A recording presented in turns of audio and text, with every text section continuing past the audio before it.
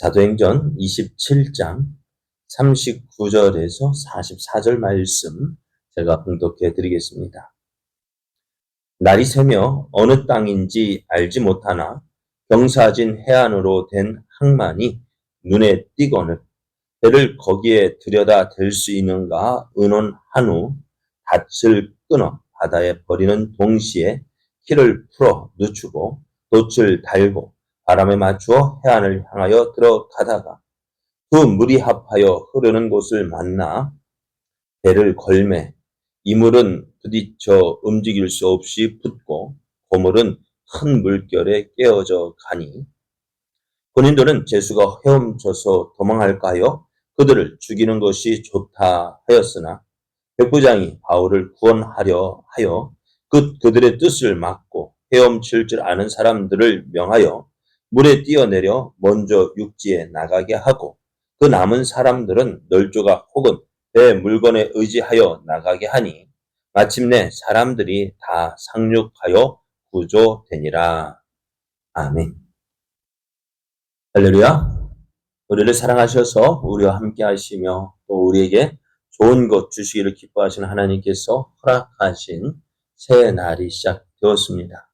하나님께서 우리를 위하여 허락하신 오늘이 하나님을 사랑하여 그 은혜 안에 온전히 거함으로 하나님께서 주시는 풍성한 은혜를 누리는 복된 날 되기를 예수님의 이름으로 축복합니다.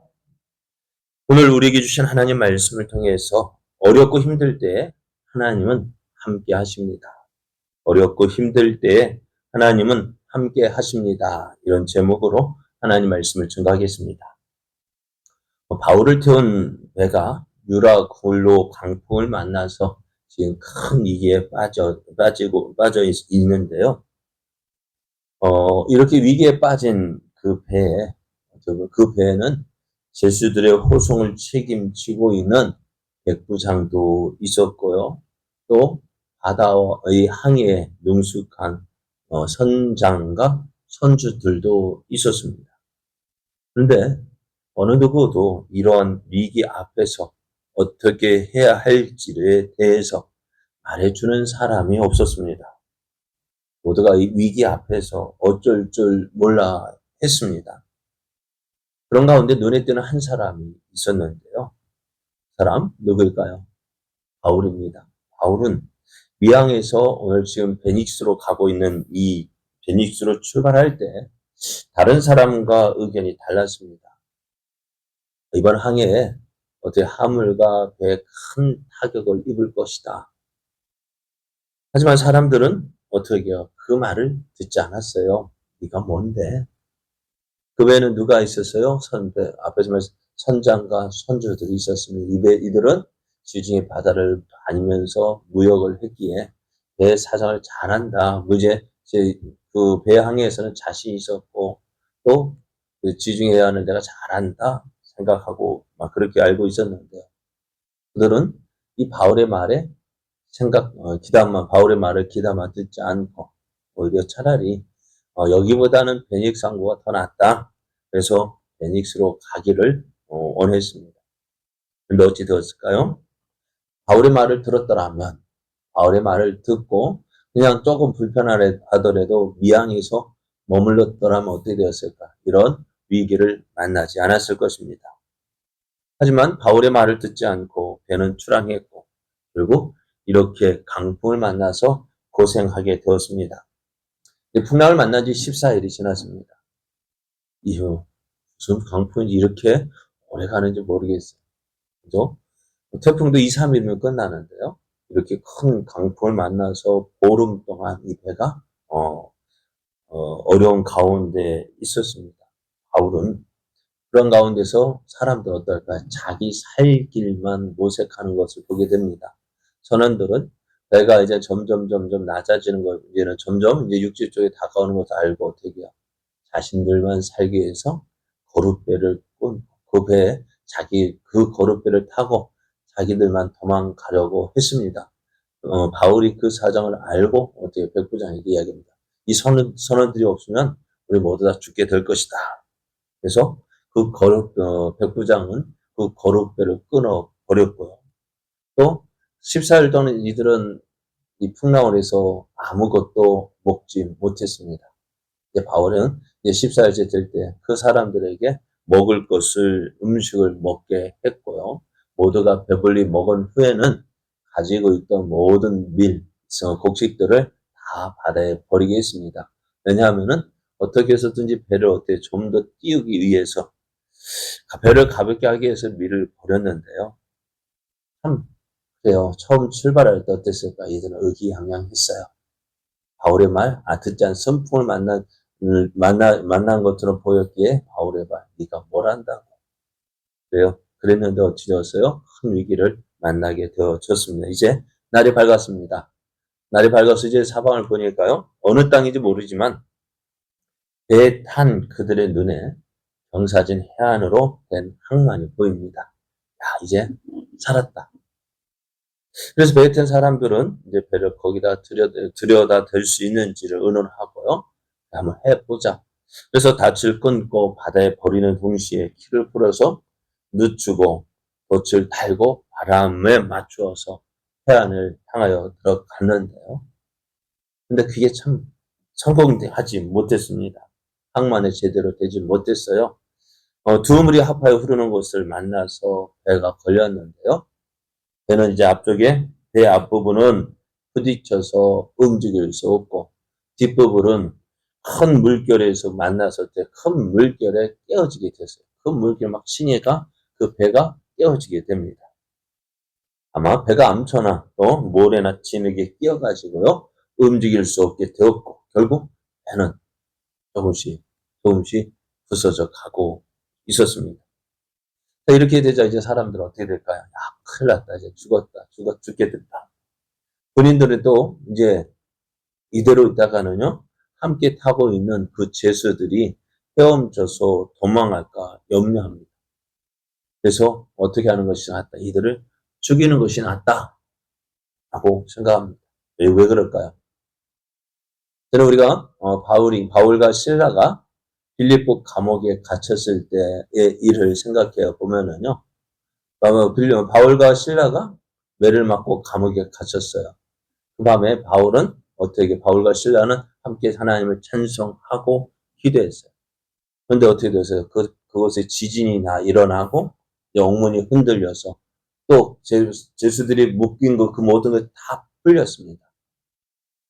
옥문이 열리고 이제 보니까 가만히 있어 보니까 어떻게 죄수들이 다 도망한 것 같아 보였어요. 간수가 어떻게 했어요? 가서 왜요? 그래, 죄수들이 도망갔다고 해서 간수가 왜 자결하려고. 그래, 책임을 져야 되는데요. 어떻게 책임을 지냐면은, 도망간 죄수의 그 벌을 누가 받아요? 지키던 사람들이 받아야 돼요. 그럼 오늘 바울이 탄 이 배의 이 군인들도 어떻게 할까요? 죄수들이 도망가면 그 죄수들의 그 죄값을 누가 받아야 돼요? 자기들이 받아야 되거든요. 그러니까 어떻게 해요? 이 군인들은 죄수들이 도망치는 것보다는 차라리 죽여 없애는 것이 자신들이 그 벌을 받지 않을까 생각해서 이 죄수들을 죽이고자 합니다. 그런데 백부장은 이러한 군인들의 생각을 막았습니다. 왜냐하면은 말씀을 보면은 바울을 구원하기 위해서였습니다. 죄수들을 죽이고자 하면 아직 미결 수이지만 어떻게 이들의 눈에는 바울은 뭐예요? 죄수의 신분입니다. 그래서 그 죄수 죽이고자 할 때 너는 아직 미결수니까 살려줄 게 아니거든요. 그래서 이제 백부장은 이 바울을 살리기 위해서 어떻게 해요? 그러한 군인들의 뜻을 막았습니다. 백부장이 이렇게 바울에게 호의를 베푸는 것은 아마 처음부터 바울을 존경했을 뿐만 아니라 항해를 하는 과정에서 바울이 보여준 그 지도력을 보면서 바울에 대한 신뢰가 커졌기 때문입니다.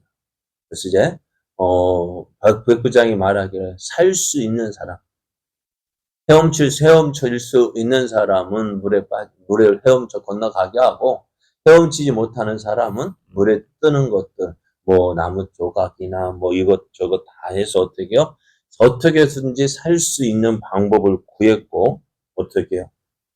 그래서 그들을 이제 다 물에서 이제 육지에 이르게 되어졌습니다. 44절 말씀을 보면은 그 남은 사람들은 널조각 혹은 배, 물건에 의지하여 나가게 하니 마침내 사람들이 다 상륙하여 구조되니라 했습니다. 바울이 이렇게 이야기했습니다. 22절을 보면 내가 너희를 권하노니 이제는 안심하라. 너희 중 아무도 생명에는 아무런 손상이 없겠고 오직 배뿐이리라 했습니다. 바울이 기도해서 하나님께 응답 받은 게 뭐야? 한 명도 그 생명을 잃지 않겠다 했습니다. 그 바울의 말대로 또 바울이 또 어떻게 해요? 24절을 보면은 바울아 두려움하지 말라. 내가 가이사 앞에 서야 하겠고 또 하나님께서 너와 함께 항해하는 자를 다 내게 주셨다 하였으니 여러분이 안심하라. 나는 내게 말씀하시니 그대로 되리라고 하나님을 믿노라 했습니다. 이 바울의 말대로 어떻게 해요? 그들이 안전함을 얻었고 또 바울이 말한 그대로 그들의 생명을 다 구원함을 받았습니다. 위기는 모든 사람을 힘들게 합니다. 지도자락에서 위기 때에 어려움을 느끼지 못하는 거 아닙니다. 그래서 그럼에도 불구하고 지도자들을 바라는 이유가 뭘까요? 그래도 지도자들은 어떻게 그 위기를 극복할 수 있다 믿기 때문에 그렇습니다. 그러나 똑같은 사람들입니다. 오늘 바울과 함께 탔던 바울이 탄 그 배에 누가 있었다고? 백부장이 있었습니다. 선장과 선주들도 있었습니다. 그들은 많은 경험이 있고 또 권력도 있고 어떻게 보면 사람들이 다 부러워하는 사람이었지만은요. 그러나 위기 때 누가 돋보였습니까? 그러한 위기를 만났을 때 앞에서 평안할 때 모든 것을 가졌다고 말하는 그 사람들이 돋보인 것이 아니었어요. 위기 때 모든 사람들을 안정시키고 소망을 주었던 그 사람이 누구입니까? 바울입니다. 이스라엘 백성이 강야를 지날 때 많은 어려움이 있었습니다. 앞에 홍해를 만나고 뒤에는 애국 군대가 쫓아오고 마실 물이 없었고 또 곡식 식량도 떨어져 나갈 때 이곳저곳에서 이스라엘을 공격하는 무리들이 있을 때 그때 모세는 어떻게 했을까? 모든 사람들이 원망하고 불평하고 여기에서 우리가 죽는다 했을 때 모세는 달랐죠. 어떻게 했습니까? 사람들은 위기를 만나면 무엇을 볼까요? 그 위기, 앞에 닥친 어려움을 보고 무엇부터 할까요? 원망하고 불평합니다. 나 여기서 끝났다 주저앉습니다. 그러나 믿음의 사람은 어떻게 할까요? 그 위기 앞에서 엎드립니다. 위기 앞에 엎드리는 것이 아니라 위기를 가지고 하나님 앞에 엎드립니다. 모세를 보면은 어떻게 했어요? 계속해서 엎드렸다 했습니다. 사람에게 엎드린 것이 아닙니다. 하나님 앞에 엎드렸습니다. 그리고 그 엎드렸던 모세가 일어날 때 어떻게 되었어요? 문제가 해결되어졌습니다. 오늘 바울 이러한 위기를 만났을 때 어떻게 했을까요? 다른 사람들은 죽겠다, 끝났다, 문제 그렇게 생각하고 있을 때 어떻게 바울이 뭐라고 이야기했어요? 23절 내가 속한 바 곧 내가 섬기는 하나님의 사자가 어젯밤에 내 곁에 서서 말했다 했습니다. 그럼 바울이 뭐 했다고 그냥 가만히 있었을까요? 그 문제를 놓고 기도했습니다. 기도할 때 하나님께서 바울에게 응답하셨습니다. 그 위기는 모든 사람을 힘들게 하지만 그러한 때 진정한 믿음의 사람을 보여줍니다. 진정한 믿음의 사람을 통해서 하나님은 일을 하고 계십니다. 바울이 뭐라 했어요? 바울은 저들에게 하나님을 신뢰하라고 했습니다. 하나님의 말씀을 따르라고 했습니다. 어렵고 힘들 때 아무것도 보이지 않을 때 하나님은 함께 하십니다. 하나님은 도우십니다. 어떤 사람에게요? 그 하나님께 살아계신 하나님 함께 하신 그 하나님께 손을 내밀고 은혜를 구할 때 주님은 그 손을 붙잡아 주시고 그 모든 어려움에서 건져 주십니다. 오늘 우리가 위기를 만난 바울 그러나 이러한 위기 가운데서 하나님 함께 하신 하나님을 보았고 그 하나님을 의지할 때 그 배에 탄 모든 무리가 하나도 죽지 않고 생명의 구원함을 받은 것처럼 그 믿음의 사람을 통해서 하나님 역사하십니다. 오늘 우리에게 필요한 것이 무엇일까요? 이 믿음의 사람. 세상 사람들, 믿지 않는 사람에게 보여줄 게 무엇입니까? 하나님은 어떻게 보여줄까요? 이 믿음을 통해서 말씀하시는 대로 일하시는 하나님을 믿는 그 믿음의 사람을 통해서 하나님의 살아계심을 보여주십니다. 오늘 우리의 삶이 이러한 삶 되기를 원합니다. 나의 믿음을 통해서 하나님을 믿고 의지하는 그 믿음을 통해서 저 사람들에게 살아계신 하나님을 보여주고, 그래서 저들도 우리와 함께 하나님을 믿고 하나님 주신 놀라운 은혜를 누리는 복된 삶을 살도록 하나님께서 우리를 세워주셨습니다. 이 사명 가지고 오늘도 믿음으로 나아가 하나님의 크신 은혜를 누리고 영광 나타내는 복된 삶, 은혜의 삶 되기를 예수님의 이름으로 축복합니다.